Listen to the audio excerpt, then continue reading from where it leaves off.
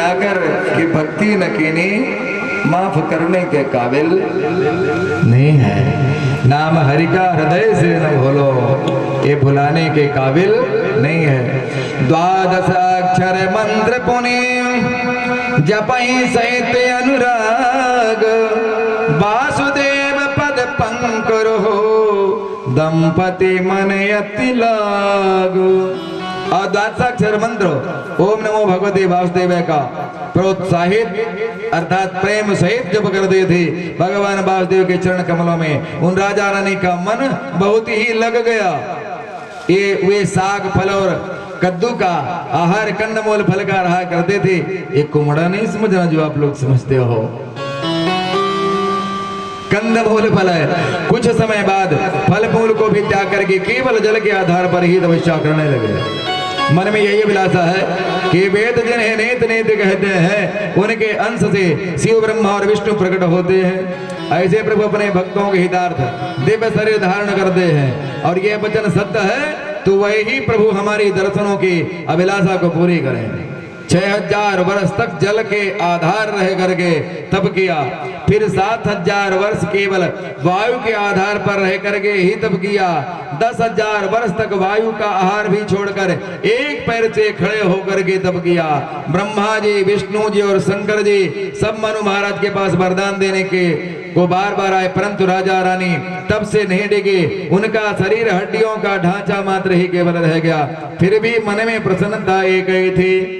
तब पर ब्रह्म परमात्मा ही अपना अनन्य सेवक जान करके वे आकाशवाणी से कहने लगे कि हे राजन तुम वरदान मांगो। आकाशवाणी सुनते ही मृतक जियावन गिरा सुहाए, श्रवण रंध्र हुए उर जब आए, हृष्ट पुष्ट तन भय सुहाए, मानहु अबहि भवन ते आए।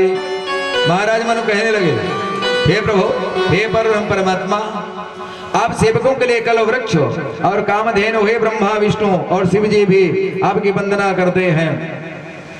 आप शरणागत के रक्षक और जड़ चेतन के स्वामी हैं। हे प्रभु, यदि आप हम पर प्रसन्न हो तो आपका स्वरूप शिव जी के मन में बसता है, जो काकभूषण के मन रूपी मान सरोवर के हंस हैं तथा वेद जिसकी सर्वगुण निर्गुण कहकर प्रशंसा करता है। देखहि हम स्वरूप भरि लोचन, कृपा करहु प्रणतारति मोचन। मनु शत्रुपा के वचन सुन करके भगवान को प्रिय लगे उनके वचन, उसी कारण से भगवान भक्त वत्सल कृपा निधान सर्व समर्थ प्रकट हो गए। नील सरोरुह नील मणि, नील नील धर श्याम, लाजहि तन शोभा निरखी, कोटि कोटि श्रुत काम। भगवान के नीले कमल नीलमणि नीले जलयुक्त मेघ के समान कोमल प्रकाश में और सरस्याम वर्ण निजनमय शरीर की शोभा देकर करोड़ों कामदेव भी लजा जाते हैं। उनका मुख शरद चंद्रमा जैसा लाल होंठ, दांत, नाक, गाल और ठोड़ी अति सुंदर थे। नेत्रों की छवि के जो है कमल के समान थी। कानों में कुंडल, सिर पर मुकुट, काले घुंघराले बाल, हृदय पर भी वत्स चिन्ह, सुंदर वनमाला, रत्न जड़ित हार और मणियों की माला शोभायमान लग रही थी। सिंह की भी सिंह जैसे गर्दन और सुंदर जनेऊ, भुजाओं में गहने, कमर में तरकस, हाथों में नथोस बाण शोभा पा रहे थे। छवि के समुद्र भगवान के रूप को देखकर मन सदरूपा का मन नहीं भर रहा है। दोनों भगवान के चरणों का स्पर्श करके दंड की तरह गिर पड़े। भगवान ने उनको तुरंत ही उठा लिया और कहने लगे आप मुझे प्रसन्न जान करके जो भी तुम्हारे मन में इच्छा हो वरदान मांगो।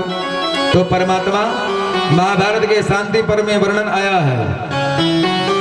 अनागतम सुखित पदाम पराम गतिम स्वायं भुवं प्रभव निधानमो भव्यं सनातनम यत्मृतमव्ययं ध्रुवं निजाव्यतत् परममो निदत्वमस्नुते।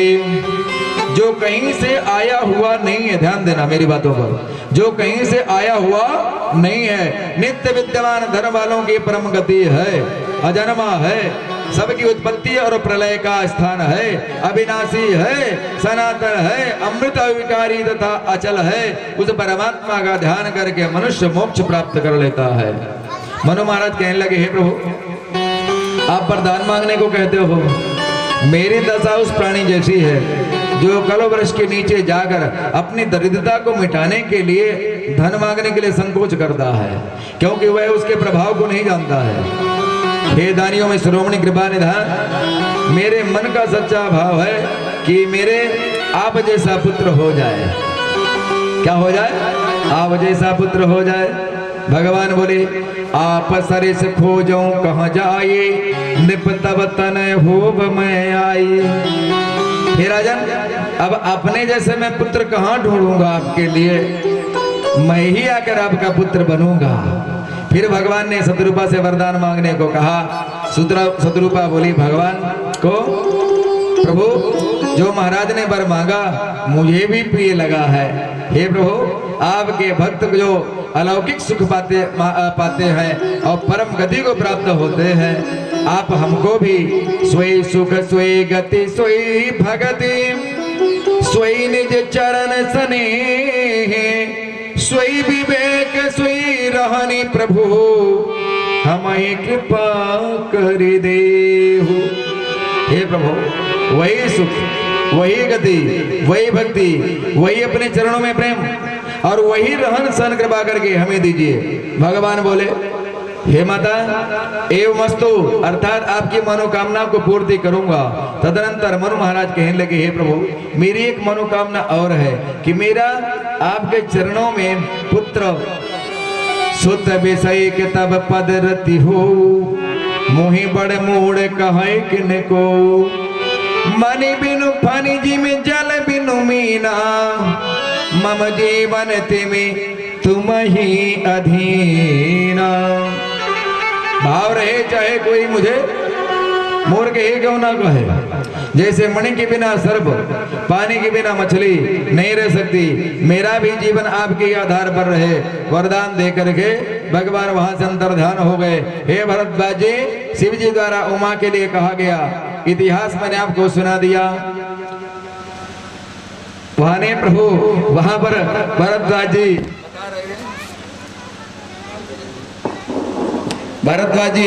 बता रहे हैं कि शिव जी के द्वारा उमा के लिए ये जो कहा गया था आख्यान, वो मैं आपको सुना दिया।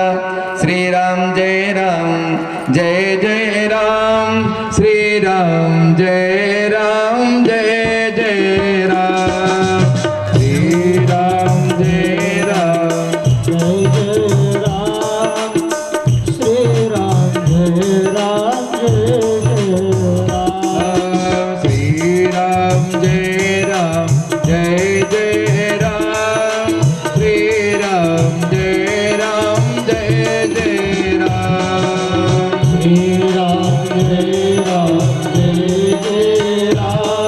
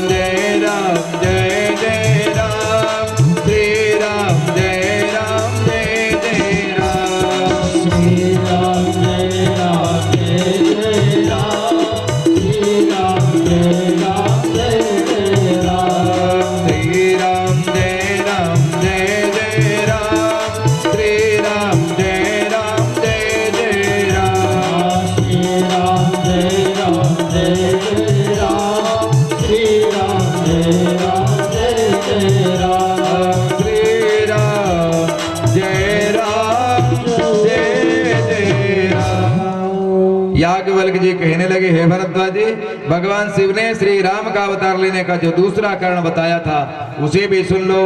विश्वविदित एक कई के देशु, सत्य के दुतः बसये नरेशु। तेहि के भय जुगल सुत बीरा, सब गुण धामो महारन धीरा। हे मुने, कई के देश के राजा कौन थे? सत्यकेतु। उनके प्रताप भानु और अवर्धन दो पुत्र थे। दोनों भाइयों में बड़ा प्रेम था। प्रताप भानु को राज्य का भार सौंपकर सत्यकेतु महाराज तपस्या करने वन में चले गए। प्रताप भानु ने वेद रीति से शासन किया। प्रजा धार्मिक थी, राजा में कहीं पाप का लेस भी नहीं रहा था। धर्मरुचि नाम का मंत्री योग्य और बड़ा बलवान था। प्रताप भानु ने सेना लेकर 7 द्वीपों को जीतकर राजाओं को से कर लेकर उन्हें छोड़ दिया। उस समय प्रताप भानु ही चक्रवर्ती राजा थे। अपने भुजबल से संसार के राजाओं को वश में करके अपने नगर में प्रवेश किया। भूप प्रताप भानु बल पाए, कामधेनु भय भूमि सुहाई। सब दुख बजित प्रजा सुखारी, धर्मशील सुंदर नर नारी। राजा प्रताप भानु का बल पाकर भूमि सुंदर कामधेनु मन चाहिए वस्तु देने के लिए तैयार हो गई। उनके राज्य में प्रजा सब प्रकार के दुखों से रहित और सुखी थी और सभी स्त्री पुरुष सुंदर और धर्मात्मा थे। मंत्री धर्मरुचि जो भगवान का परम भक्त था, राजा को हित की नीति सिखाता था। अब राजा गुरु देवता संत पितर और ब्राह्मणों की नित्य सेवा करता था। उसकी कहीं अपकीर्ति निरादर नहीं होता था। भगवान श्री कृष्ण अर्जुन से कहते हैं, गीता के दूसरे अध्याय वर्णन है 34वां श्लोक उठाकर कभी देखिए कि अकीर्तिम चापि भूतानि कथयन्ति ते व्ययाम, संभावितस्य चा कीर्तिर मरणादति तिरेच्यते। हे अर्जुन, तेरे ने युद्ध ना करने पर सब लोग तेरी अपकीर्ति का बहुत समय तक गान करेंगे। अपकीर्ति का कीर्ति करेंगे। अपयश अपकीर्ति माननीय व्यक्ति के लिए मृत्यु के तुल्य होती है। पार्थ अनेक प्रकार से दान देता था। उसने बहुत से बावरियां, तालाब, बाग बगीचे प्रताप भानु ने बनवाए। ब्राह्मणों के लिए घर, देवों के मंदिर सब तीर्थों में बनवाए थे। वेद और पुराणों में जितने प्रकार की यज्ञ कहे थे, राजा ने एक एक यज्ञ को हजार हजार बार किया और सभी कार्यों को भगवान वासुदेव को अर्पण करके करता था। चढ़ी बरबाजी बारीक राजा, मृगया कर सब साजे समाजा। एक दिन राजा शिकार खेलने के लिए जंगल में गए। कहां पहुंचे? विंध्याचल के घने जंगल में पहुंचे। शिकार करते समय ही एक भयानक विशाल और मोटा सूकर घोड़े की आट सुनकर देखने लगा। और जैसे ही राजा ने घोड़ा उसकी तरफ दौड़ाया, सुअर भी वायु वेग से, बड़े वेग से भाग चला। राजा उसके ऊपर तक तक करके बाण मार चलाता रहा, परंतु कभी सुअर प्रकट होता, कभी छिपता भाग रहा था। कबहू के निकट कबहू दूरी आई और इतने घने जंगल में चला गया जहां हाथी घोड़ा कुछ भी नहीं जा सकते थे। अब राजा अकेला ही उसके पीछे अनेक कष्ट सहता हुआ चला गया, परंतु आगे जाकर वह सुकर एक पहाड़ की गुफा में घुस गया और राजा घोड़ा समेत भूखा प्यासा पानी को खोजता हुआ बेहाल हो गया। फिरत विपिन आश्रम एक देखा, तहां बस निपत कपट मुनि वेशा। जासु देश निपलीन छणाए, समर सेन तजे गयऊ पराए। प्रताप भानु का समय जानकर ना तो प्रताप भानु से मिला, जंगल में छिप गया था। आज राजा उसी के पास पहुंच गया। उन तपस्वी बने राजा ने प्रताप भानु को पहचान लिया, लेकिन राजा प्यास से व्याकुल होने के कारण उसको नहीं पहचान सका। संत बना राजा अपने राज्य के मोह से व्यथित था। प्रताप भानु के प्रति अति क्रोध था। सुभाषित रत्नमाला में आया है ये एक श्लोक, नास्ति काम समो व्याधिर, ध्यान देना, नास्ति मोह समो रिपुः, नास्ति क्रोध समो बन्हिर्, नास्ति ज्ञानात् परम सुखम। काम के समान कोई रोग नहीं है, और मोह के समान ध्यान देना भक्त बंधु कोई दुश्मन नहीं है, और क्रोध के समान कोई दूसरी अग्नि नहीं है, और ज्ञान से बड़ा कोई सुख नहीं है। प्रताप भानु उसके मनोभाव से अनभिज्ञ था। उतारी तुरगते कीन प्रणामा, परम चतुर न कहो निज नाम। राजा ने उतर करके प्रणाम किया, अपना नाम नहीं बताया। भूपति त्रिषित बिलोकिदी सरबर दीन दिखाई, मज्जन पान समेत हम हय कीन निपति हर्षाई। रामचरितमानस में बालकांड का 158वां दोहा है। राजा को प्यासा देकर उसने सरोवर दिखला दिया, ये तालाब है। हर्षित होकर राजा ने घोड़े से उसमें स्नान किया। पानी पीकर राजा का मन सुखी हुआ। फिर वही तपस्वी राजा जिसके राज्य पर प्रताप भानु ने कब्जा कर लिया था, राजा को आश्रम पर ले गया और आसन पर बैठाया और कहने लगा, आपके लक्षण चक्रवर्ती सम्राट जैसे हैं, आप कौन हैं और वन में अकेले क्यों घूम रहे हो? राजा बोला, हे महाराज, मैं आपका दर्शन पाकर के धन्य हो गया। मैं प्रताप भानु राजा का मंत्री हूँ। मुनि बोला, हे राजा, के मंत्री दिन छिप गया है। यहाँ से तुम्हारा नगर 70 योजन है, घना जंगल है, रास्ता कठिन है, प्रातः काल चले जाना। प्रताप भानु कहने लगे, हे मुनीश्वर, मेरा कुछ अच्छा होने वाला है, तभी आपके दर्शन हुए हैं। हे मुनि, संसार में संतों का, ऋषियों का, मुनियों का दर्शन कल्याणकारी होता है। ऋषि, ध्यान देना, ऋषि कौन है? मंत्रों की खोज करते रहते हैं, रिसर्च करते रहते हैं, मंत्र दृष्टा होते हैं। मंत्रों के अलग अलग ऋषि होते हैं। मुनि कौन है? जो मंत्रों का जाप करते हैं उन्हें मुनि कहते हैं। संत कौन है? रामचरितमानस से उठा करके देखो। संत बिटप सरिता गिरिधरणी, परहित ही दुसवनि की करणी। संत असंतनि के अस करणी, जिम कुठार चंदन आचरणी। काटई परसु मलय सुनु भाई, निज गुण दे सुगंध बसाई। ताते सुरसी सन चढ़त, जगवल्लभ श्रीखंड। अनल दाहि पीटत घनही, परसु बदन यह खंड। अब कपटी मुनि राजा के संत वेश को देखकर राजा इतना द्रवित हो गया, उसे कल्याणकारी संत समझने लगा और यहीं पर गलती हो गई। तुलसी जैसे भावे तप्यता, तैसे ही मिले सहाई। आपन आवे ताहि पही, ताहि तहां ले जाए। तुलसीदास जी कहते हैं कि जैसे भवदब्बदा होनहार होती है, वैसे ही सहायता मिल जाती है। या तो वह आप ही उसके पास आती है या उसको वहां ले आती है। इसी कारण राजा ने घोड़ा पेड़ से बांध दिया और स्वयं बैठ गया और बोला, हे प्रभु, आप मुझे अपना पुत्र और सेवक जान करके अपना नाम बताने की कृपा करें। मुनि बोला, अब हमारा नाम भिखारी है। कपटी मुनि क्या बोला? हमारा नाम तो भिखारी है, क्योंकि हम निर्धन और बिना घर द्वार के हैं। राजा को सब प्रकार से अपने प्रभाव में लेकर कहने लगा, सुनि सत्य भाव कहाऊं महिपाला, यहाँ बसत बीते बहुकाला। आज तक मुझे कोई नहीं मिला, ना मैंने अपने को किसी पर प्रकट किया। मेरा एकमात्र हरि का भजन करना ही प्रयोजन है, इसलिए गुप्त रहता हूँ। जैसे तैसे तपस्वी उदासीनता की बातें करता जाता, राजा की श्रद्धा और अधिक बढ़ती जाती। तुमने नाम पूछा, सुनो। नाम हमारे एक तनु भाई, सुन निप बोले ओ पुनि सिरुनाई। हमारा नाम एक तनु है। राजा बोला, हे प्रभु, नाम का अर्थ बताने कृपा करें।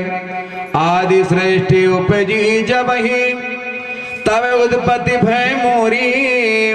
नाम एक तनु हेतु तिहि, देह न धई बहुरी। कपटी मुनि क्या कहा? जब सबसे पहले सृष्टि उत्पन्न हुई थी, तभी मेरी उत्पत्ति हुई थी। और तब से मैंने फिर दूसरी देह नहीं धारण की, इसी से मेरा नाम एक तनु है। हे पुत्र, इस बात से मन में आश्चर्य मत करो, तपस्या से कुछ भी दुर्लभ नहीं है। तब से ही भावु विधाता जगत की रचना करते हैं, तब से विष्णु पालन करते हैं, और तपस्या से कुछ भी दुर्लभ नहीं है, और तब से ही शिव जी संहार करते हैं। राजा इतना भावुक हो गया और अपना नाम बताने को हुआ। तपस्वी बोला, हे राजन, मैं सब जानता हूँ, आप महाराज सत्यकेतु के ज्येष्ठ पुत्र प्रताप भानु हो। तुम्हारे व्यवहार और श्रद्धा से मैं अति प्रसन्न हूँ, तुम इच्छित वरदान मांगो। प्रताप भानु कहने लगा, प्रभु आपकी कृपा से धर्म अर्थ काम और मोक्ष मेरी मुट्ठी में आ गए हैं, फिर भी यदि आप देना चाहते हो तो मुझे दीजिए। अरे जरा मरण दुख रहित तनु समर जित जन को, एक छत्र रिपुहीन मही राज कलपोसत हो। मेरा शरीर क्या कहता है, मेरा शरीर वृद्धावस्था मृत और दुख से रहित हो जाए, मुझे तुम्हें कोई जीत ना सके, और पृथ्वी पर 100 कल्प तक एक छत्र कंटक राज्य हो। तब कहने लगा, हे राजा